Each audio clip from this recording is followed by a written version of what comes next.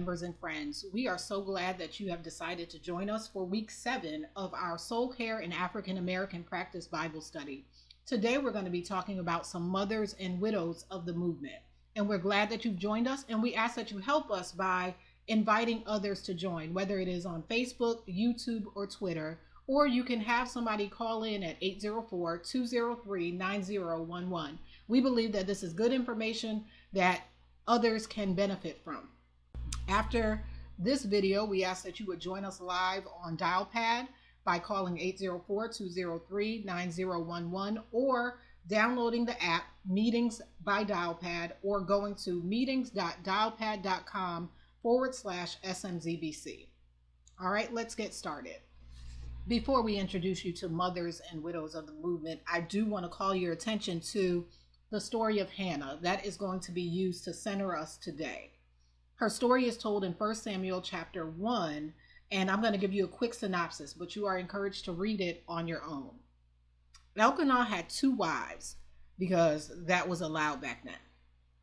In describing the 2 women, the author simply says Peninnah had children, but Hannah had none. Already you can tell that a woman's worthiness was tied to her ability to bear her husband children. But the story goes that Elkanah didn't hold Hannah's barrenness against her. In fact, it says that each year after making a sacrifice, he was sure to give Hannah a double portion because he loved her. But in the household, Peninnah would do things to irritate Hannah and remind her that she couldn't have children. So much so that Hannah would be sad and refuse to eat. Her husband would ask, "Don't I mean more to you than 10 sons?" She didn't answer, but we know that even if Hannah's husband loved her and he didn't care about her ability to bear children, she lived in a society that looked down on her as less than, even though the scripture says it was God who had shut up her womb. So one day Hannah goes to present herself to the Lord. There she begins crying out to God, praying that God would bless her with a son and promising that if God did so, she would devote that child to God if God would only allow her to become a mother. Apparently, Hannah was praying silently, but her lips were moving. So when Eli the priest saw her, he assumed that she was drunk. She told him, "No, I haven't been drinking, but I'm praying to the Lord for something very specific." And Eli told her, "Go in peace, and may the God of Israel grant you what you have asked of God." Fast forward to the new year, and Hannah indeed becomes pregnant. And just as she promised, once she had weaned her son, Samuel, she brought him back to Eli, where she said, "As surely as I live, I am the woman who stood beside you praying to the Lord. I prayed for this child, and the Lord has granted me what I asked of him. So now I give this child to the Lord, for his whole life will be given over to the Lord." I believe that the women that we are going to discuss today made the same commitment. They gave birth to great men, but also offered them up to be used for the greater good. The first mother we want to introduce you to is Alberta Williams King, mother of Martin Luther King Jr. She was born in Atlanta in 1903, the only surviving child of Jenny Celeste Williams and Reverend Adam Daniel Williams. Reverend Williams was the pastor of Atlanta's Ebenezer Baptist Church. Dr. King often spoke of the positive influence his mother had on his moral development, deeming her the best mother in the world. In a piece he wrote as a student at Crozer Theological Seminary, he described his mother as being behind the scenes, setting forth those motherly cares, the lack of which leaves a missing link in life. Mrs. Williams attended high school at the Spelman Seminary and earned a teaching certificate at the Hampton Normal and Industrial Institute, now Hampton University, in 1924. Williams met Michael King shortly before she left for Hampton. After she completed schooling, Williams and King announced their engagement during Sunday services at Ebenezer. Because the local school board did not allow married women to teach in the classroom. Did y'all hear that? Married women could not teach in the classroom. Williams taught only briefly before her marriage on Thanksgiving Day, 1926. After their wedding, the newlyweds moved into Alberta Williams' family home upstairs in the bedroom on Auburn Avenue. That's where Dr. King was born, along with his older sister Christine and his younger brother Alfred Daniel. After the death of Reverend Williams in 1931, Michael King succeeded his father-in-law as Ebenezer's pastor and began using the name Martin Luther King Sr., changing his son's name from Michael King to Martin Luther King Jr. Alberta Williams King followed in her mother's footsteps as a powerful presence at Ebenezer. She founded the Ebenezer Choir and was an organist there from 1932 to 1972. She continued her studies at Morris Brown College, receiving a BA in 1938. She was also an organist for the Women's Auxiliary of the National Baptist Convention from 1950 to 1962 and was active in the YWCA, the National Association for the Advancement of Colored People, and the Women's International League for Peace and Freedom. As a mother, Alberta worked diligently to instill a sense of self-respect within her 3 children. King remembered his childhood as one of harmony spent with parents who loved each other. King Jr. maintained a close relationship with his mother throughout his life. When he was in Connecticut on a tobacco farm where he worked during the summer while a high school student, he requested, "Mother dear, I want you to send me some fried chicken and rolls." 4 years later, as a first-year student at Crozier, he wrote his mother, "I met a fine chick in Philadelphia who has gone wild over the old boy." Although her soft-spoken nature compelled her to avoid publicity that accompanied her son's international renown, she remained a constant source of strength to the King family. And Mrs. King's strength was needed because on April 4th, 1968, while standing on the balcony of the Lorraine Motel in Memphis, Tennessee, Dr. Martin Luther King was assassinated.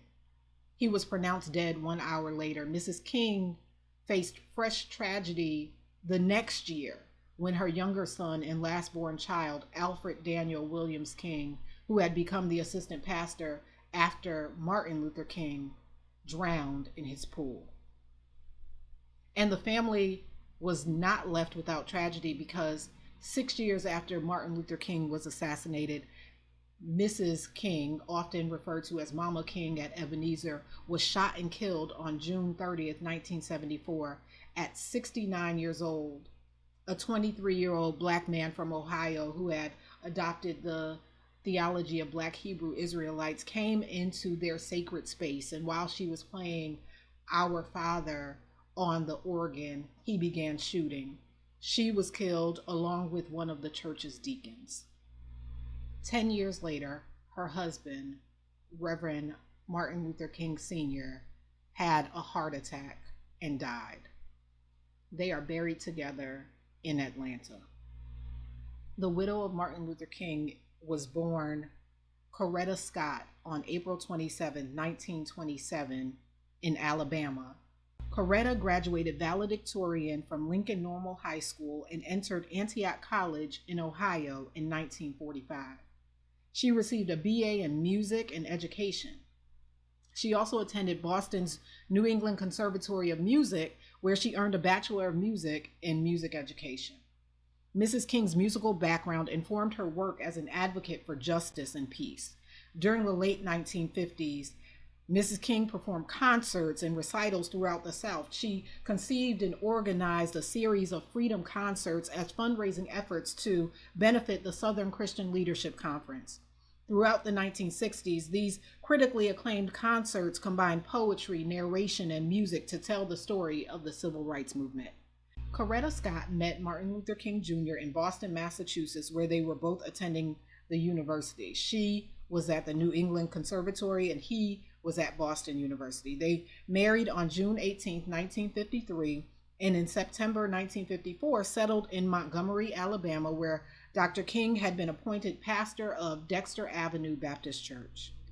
Early on in their marriage, Coretta Scott King devoted much of her time raising their children: Yolanda Denise, Martin Luther III, Dexter Scott, and Bernice Albertine. She balanced motherhood and movement work. The King family home would often serve as the center of activity for the church and the movement. Mrs. King often participated in strategy meetings and provided feedback and encouragement to Dr. King as he prepared his sermons and speeches. She was concerned about freedom and justice around the world, and in 1957, she journeyed with her husband to Ghana, West Africa, to mark that country's independence, also visiting Nigeria, France, Italy, and the Vatican. In 1959, Mrs. King spent nearly a month in India with Dr. King on a pilgrimage to visit followers and sites associated with Mahatma Gandhi. In 1964, she traveled with her husband to Oslo, Norway, where he accepted the Nobel Peace Prize.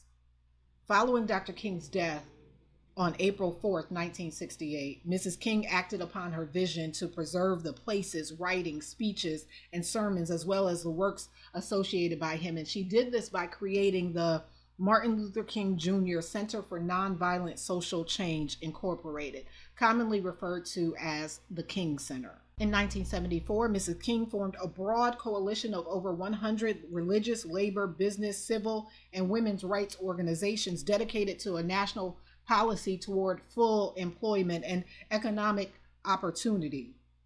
She served as co-chair of both the National Committee for Full Employment and the Full Employment Action Council. In 1983, she brought together more than 800 human rights organizations to form the Coalition of Conscience. During this march, the primary legislative focus was on the passage of the King holiday, which Mrs. King worked tirelessly for. She considered that one of her greatest legacy contributions, spearheading the massive educational and lobbying campaign to establish Dr. King's birthday as a national holiday. One of the most influential African American leaders of her time, Mrs. Coretta Scott King, received honorary doctorates from over 60 colleges and universities. She authored 2 books, edited a compilation of selected quotes by Dr. King, maintained a nationally syndicated newspaper column, served on and found dozens of organizations, including the Black Leadership Forum, the National Black Coalition for Voter Participation, and Black Leadership Roundtable. Mrs. King died on January 30th, 2006. She was the first woman and first African American to lay in honor in the rotunda of the Georgia Capitol. A few days after her death, thousands of people paid their respects in the sanctuary of the historic Ebenezer Baptist Church in Atlanta. In the writings of Dr. King, you will find words of appreciation and adoration for both his mother and his wife. Undoubtedly, he was able to do all that he did because of these strong Black women who loved him unconditionally. Next up, we have Louise Norton Little. Louise was born on May 9, 1897, to a young woman named Ella. Ella was the daughter of Jupiter and Mary Jane Langdon, both of whom were kidnapped by other Africans from the region of modern-day Nigeria and sold into slavery before being freed by the British Royal Navy and transported to Grenada. Some historians believe that Louise's mother became pregnant after being raped by a significantly older Scottish man. Louise was educated in a local Anglican school. After her grandparents died, she immigrated to Montreal, Canada, where her uncle Edgerton introduced her to Marcus Garvey's philosophy, and she became a part of his organization, the Universal Negro Improvement Association, also known as UNIA.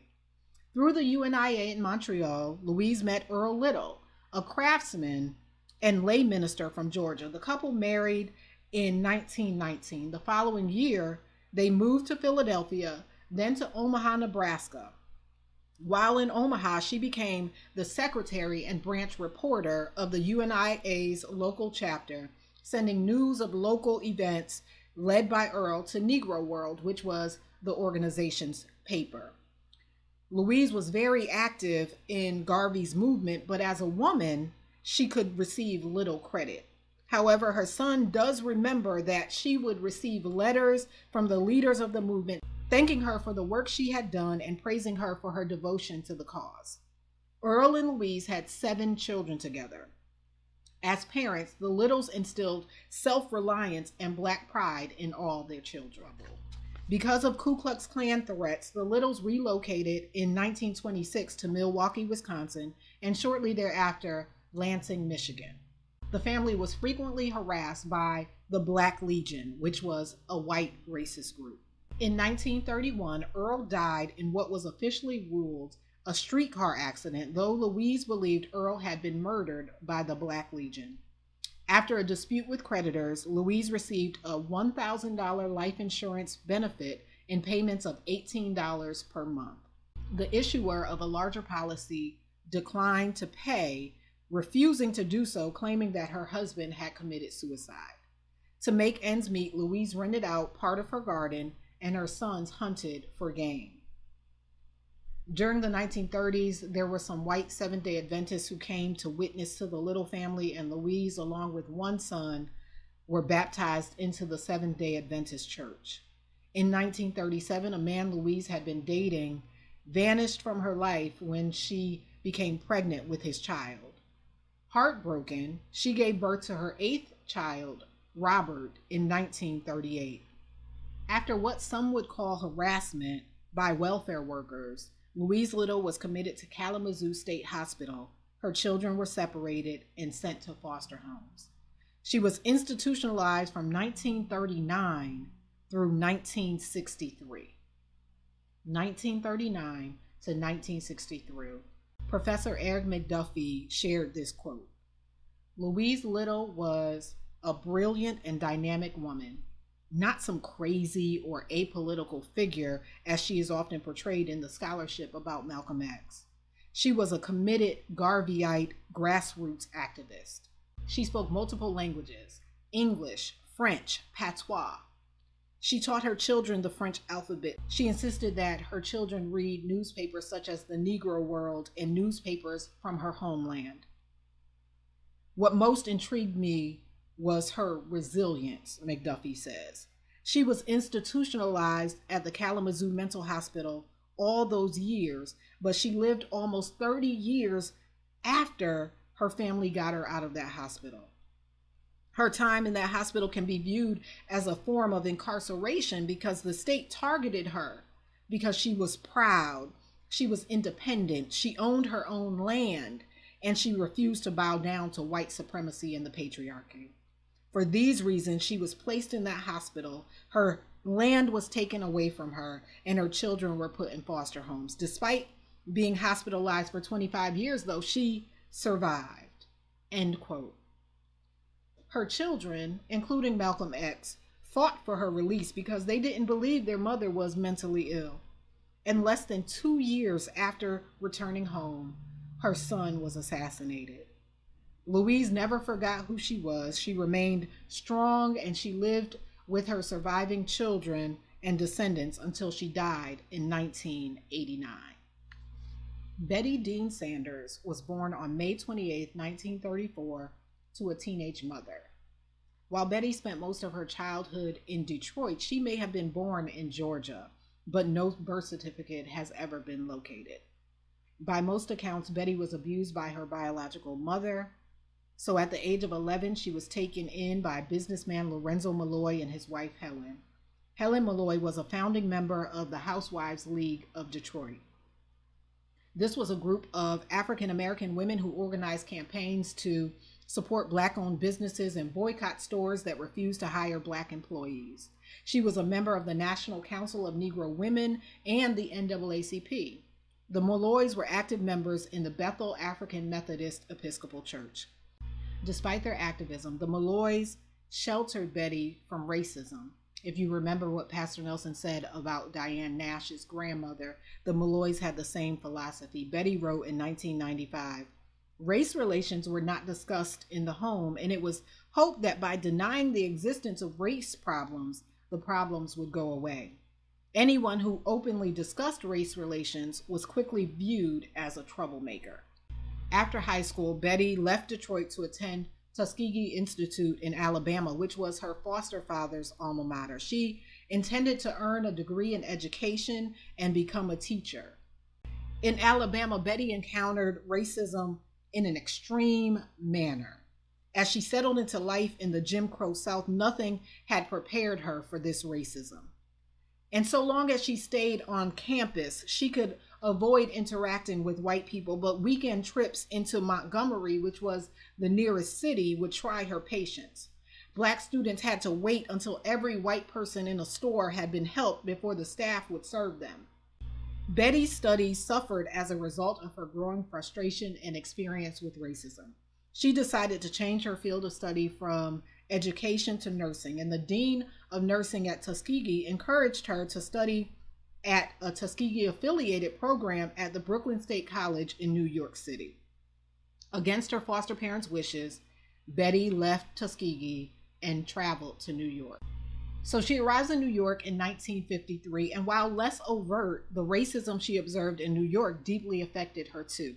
For example, at the hospital where she performed her clinical training, Black nurses were given worse assignments than white nurses. White patients were sometimes abusive toward Black nurses, and management said nothing. Betty frequently wondered whether she had merely exchanged Jim Crow racism for a more genteel prejudice in the North. During her second year of nursing school, Betty was invited by an older nurse's aide to a Friday night dinner party at the Nation of Islam's temple in Harlem. The food was delicious, Betty recalled. After the dinner, the woman asked Betty to listen to a lecture, and she agreed, and after the speech, the nurse's aide invited her to join the Nation of Islam.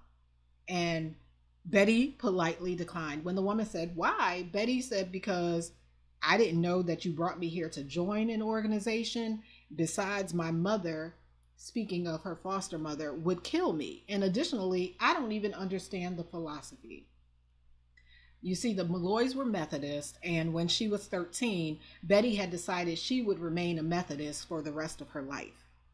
But the nurse's aide was persistent. She told Betty about her minister who was not at the temple during her first visit. She said, "Just wait until you hear our minister. He's very disciplined, he's good looking, and all the sisters want him." Betty enjoyed the food so much, she said, that she agreed to come back and meet the woman's minister. At the second dinner, the nurse's aide told her, "The minister is here." And Betty thought to herself, big deal. But in 1992, she recalled how her demeanor changed when she caught a glimpse of Malcolm X.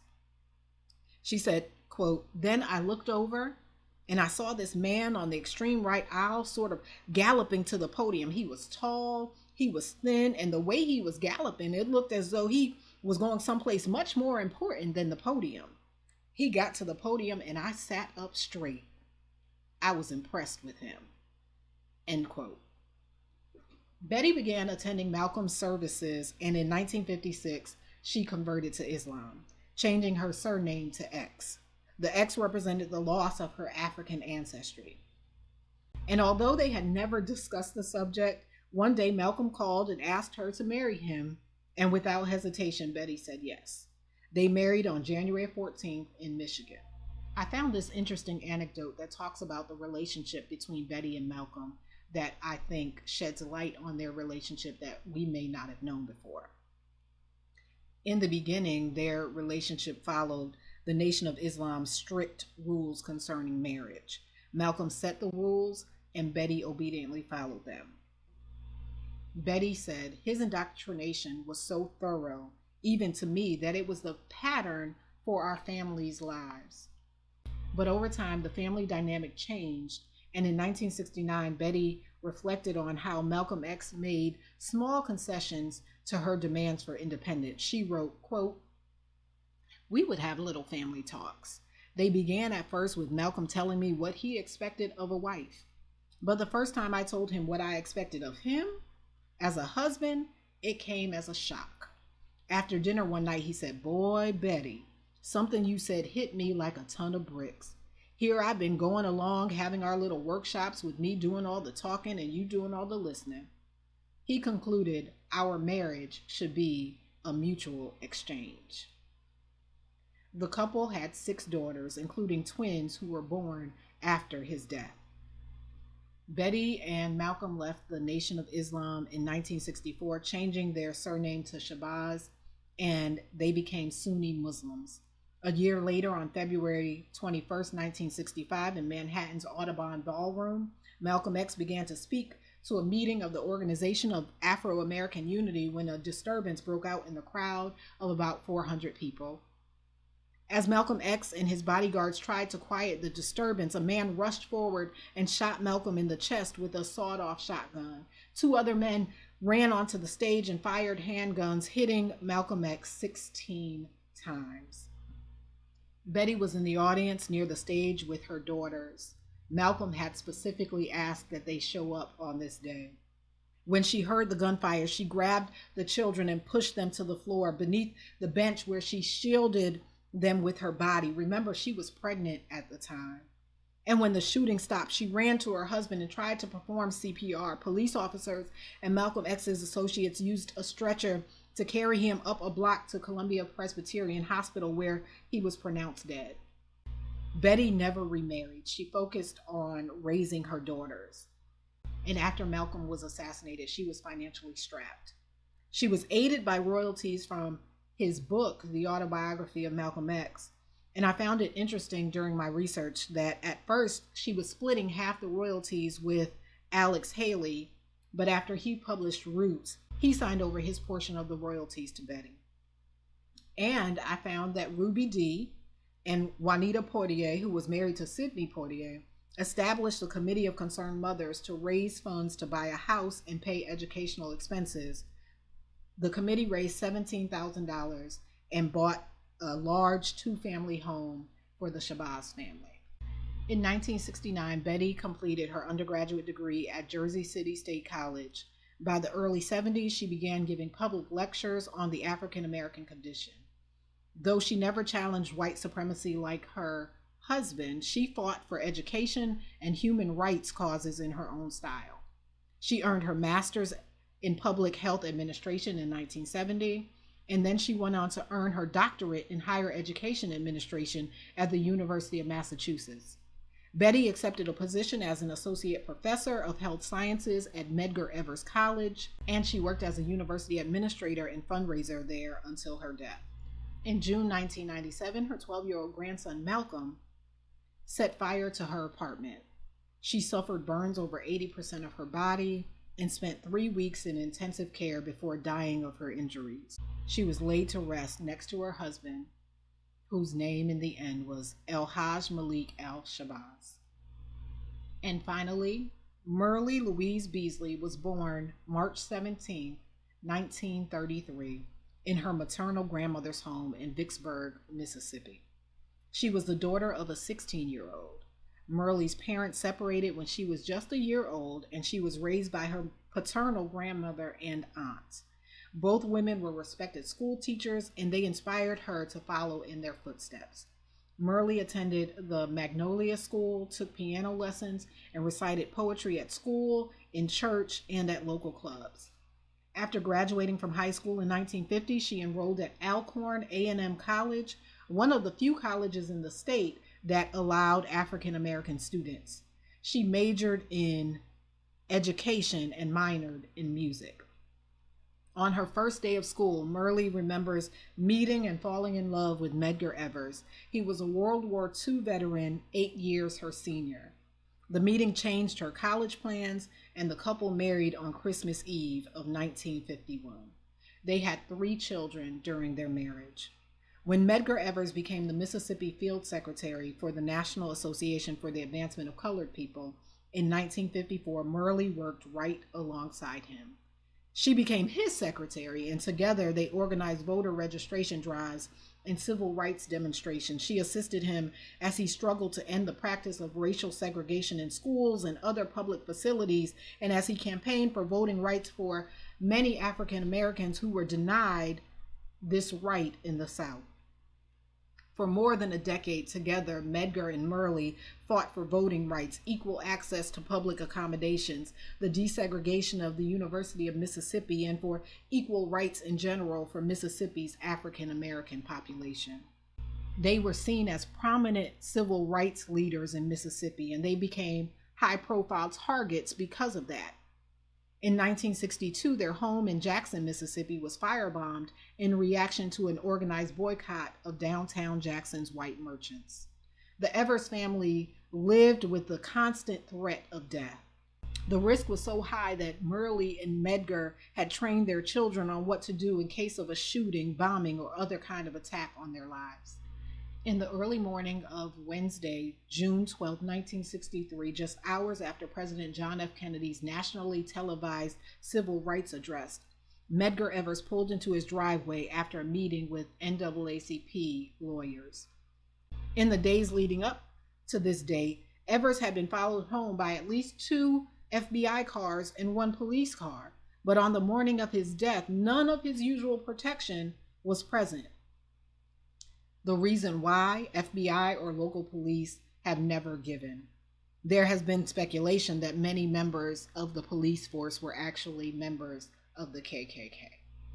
As Medgar Evers got out of his car, he was carrying NAACP t-shirts that read "Jim Crow must go." He was struck in the back with a bullet that passed through his heart. Initially thrown to the ground by the impact of the shot, Medgar rose and staggered about 30 feet before collapsing outside his front door.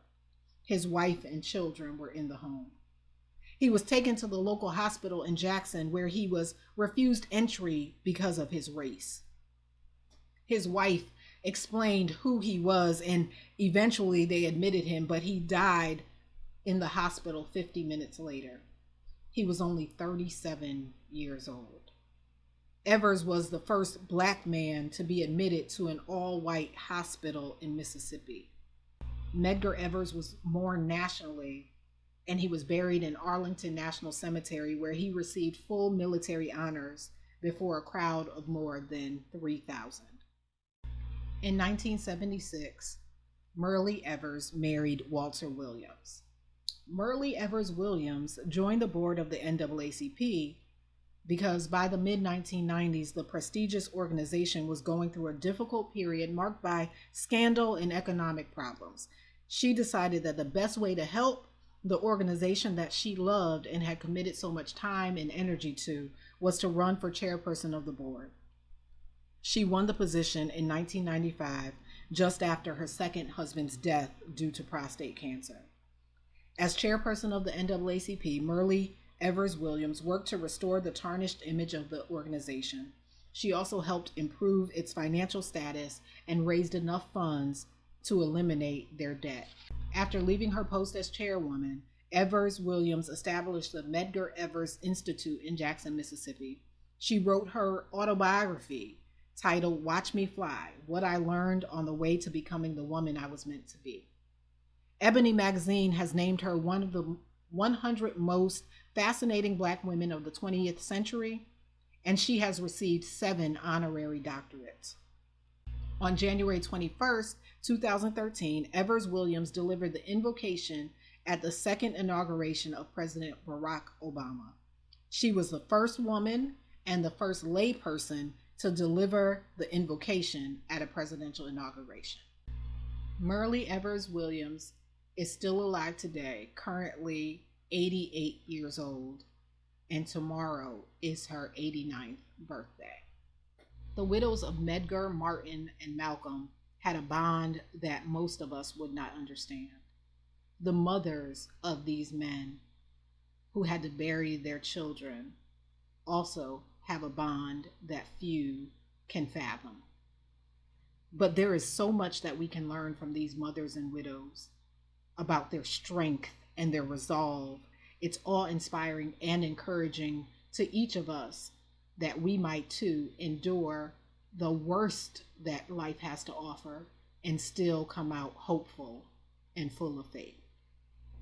That's our lesson for today. We hope that you will please join us on Dialpad, where you can answer the question, what did you learn about the women that we discussed in today's lesson?